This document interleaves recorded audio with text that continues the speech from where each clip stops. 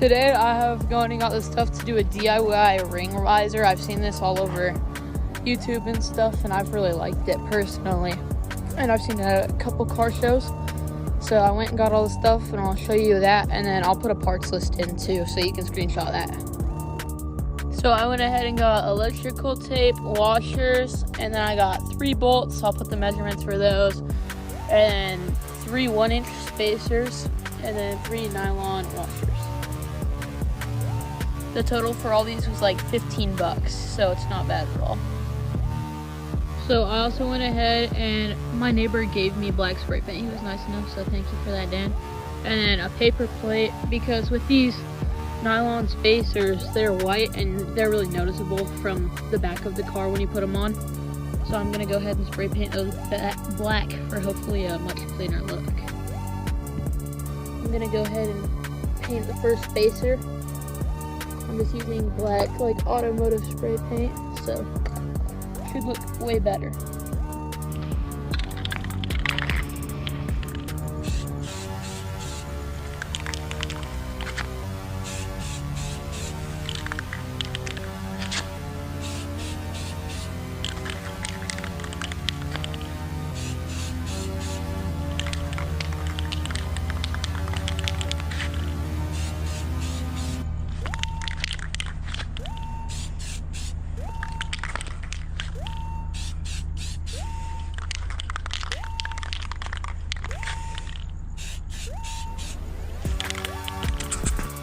I went ahead and I got all 3 spacers painted, and I'll probably let them sit overnight just to make sure that they're all dry and everything. So whenever I decide to come back, I'll see you guys in a bit. So I went ahead and decided to do it tonight. I got all these black, painted black, all 3. They look a lot better than when they were just clear, so hopefully that'll help the wing look once it's up. Next thing I'm gonna do is go ahead and get my trunk popped. And I'm gonna go ahead and take off this plastic piece right here that goes to the spoiler. I went ahead and took the cover right here off so you can see. I'm just gonna grab the bottom of this and basically pull it off. And it's plastic close but metal reinforced, so it shouldn't like break or anything. So you kind of just have to pull.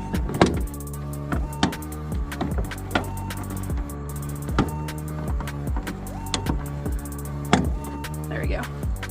Got all those out. The next thing I'm gonna do is go ahead and get this 3rd brake light off.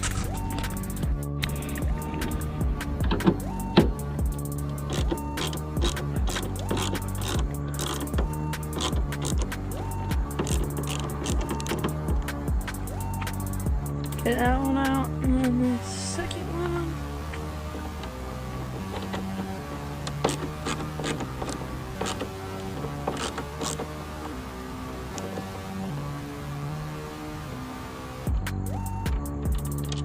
Sweet. So I got that slidden out, and now you kind of just have to pinch and pull these out. Let's see if I can do it one-handed.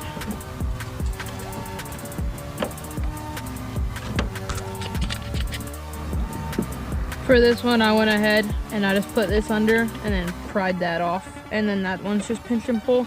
And then when you're putting these back in, be very careful because it's screwing into plastic and that'll snap off. Then we're gonna go ahead and get these 3 8mm off right here.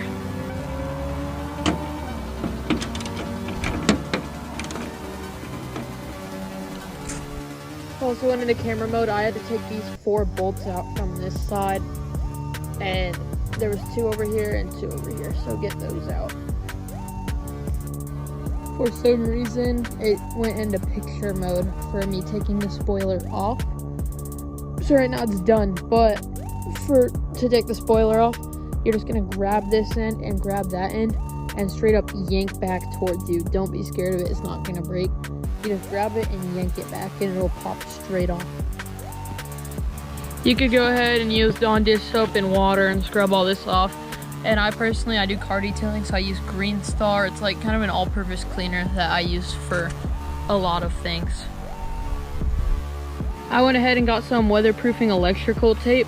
And we don't need those plastic clips anymore, so we're gonna be filling this hole, and then the one on the opposite side, the exact same ones. And this one straight here. After you get it all taped off, it should look something like this. And then I'll go ahead and take the plastic clips off of the spoiler. So now for this next step, I already did one, but you're just gonna slide out all of these plastic clips. You want all of them off, because you don't need those anymore, because it's gonna be sitting off of them.